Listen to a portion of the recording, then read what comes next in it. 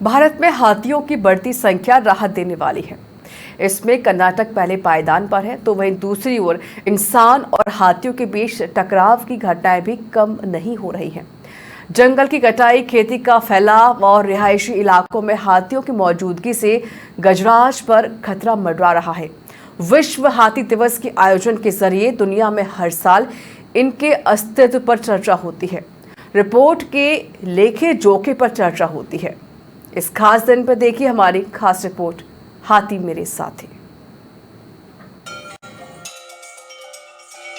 हाथी मेरे साथी, एलिफेंट माय फ्रेंड। जी हाँ, आपने बिल्कुल सही सुना। धरती पर रहने वाला ये विशालकाय सबसे बड़े और स्थलीय जानवर है, जिनकी चिंगार से वन क्षेत्र ही नहीं हर कहीं पता लग जाता है कि यहाँ हाथी विचरित करते हैं।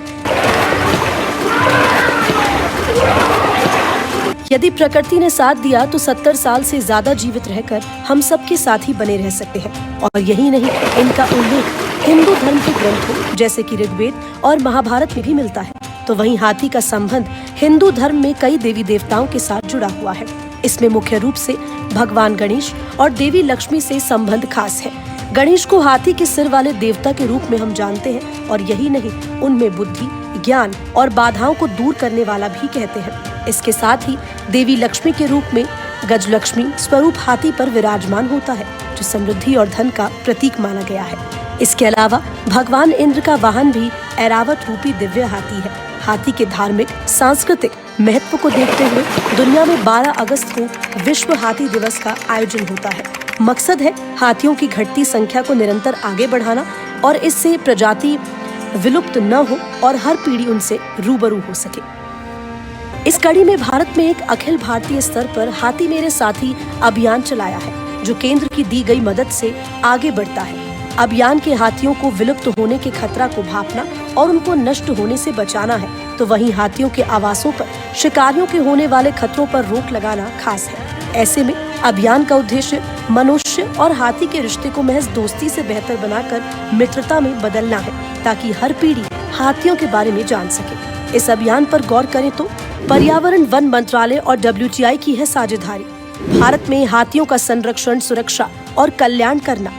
24 मई 2011 को दिल्ली में अभियान की हुई लॉन्चिंग। अभियान देश एलिफेंट आर्ट मंत्री स्तरीय बैठक का है हिस्सा। बोत्सवाना, केन्या, श्रीलंका, कांगो गणराज्य, इंडोनेशिया और तंजानिया, थाईलैंड के साथ भारत शामिल है। जागरूकता बढ़ाना, स्थानीय लोगों में हाथियों से दोस्ती, सहयोग बढ़ाना।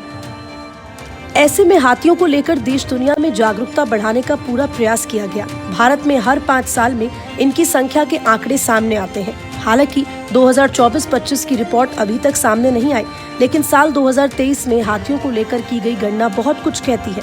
रिपोर्ट्स के अनुसार देश में कर्नाटक पहले पायदान पर है और राज्य में हाथियों की संख्या 2017 की संख्या है 364 से बढ़कर 6395 है। इस रिपोर्ट पर गौर करें तो बेंगलुरु एशियाई हाथियों का संख्या का अनुमान 2023 में मिला। अंतरिम रिपोर्ट में कर्नाटक में हाथियों की संख्या 346 बढ़ी। 2017 की हाथियों की संख्या 6049 से बढ़कर 6395।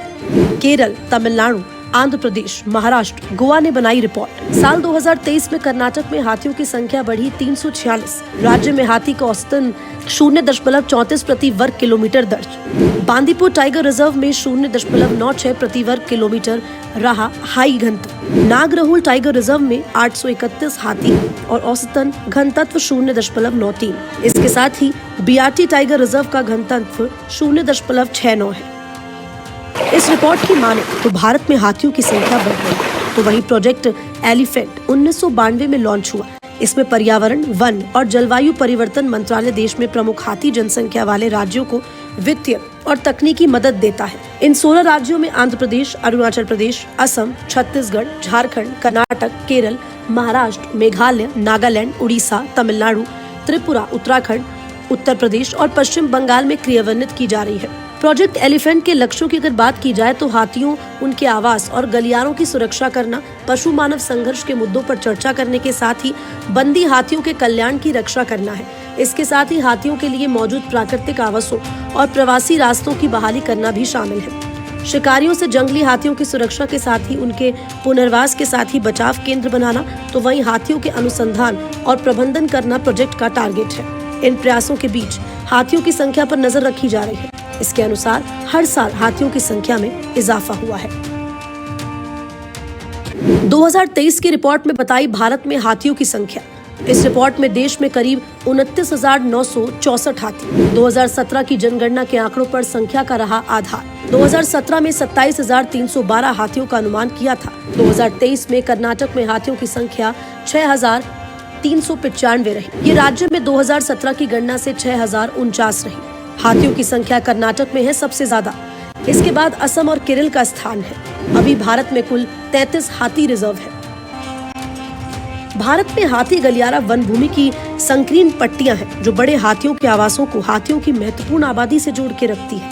ये हाथियों के निवास स्थान के बीच हाथियों की आवाजाही के लिए एक नाली के रूप में काम करता है।